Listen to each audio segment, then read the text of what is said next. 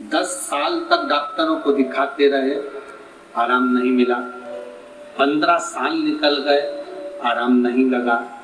17 साल निकल गए, आराम नहीं लगा। 18 साल निकल गए, कोई संतान का सुख नहीं।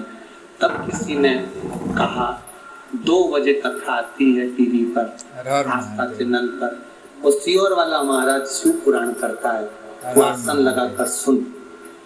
हाथ में चावल लेकर आसन लगाकर कथा का रसतत्व ग्रहण करती, बाबा से विनती करती, गुरुदेव पशुपति व्रत प्रारंभ किया, शिव जी को तेल चढ़ाना प्रारंभ करा। 18 साल बाद इतने सालों से सबने आस छोड़ दी थी 18 साल में कि संतान नहीं होगी, पर बाबा तो बाबा है ना गुरुदेव। कथा सुनने के केवल 2.5 महीने निकले और मेरा गर्भ ठहर गया, और बाबा की कृपा से मेरे यहाँ 18 साल के बाद संतान की प्राप्ति। हर हर महादेव। बच्चे का फोटो लगाया है आपने।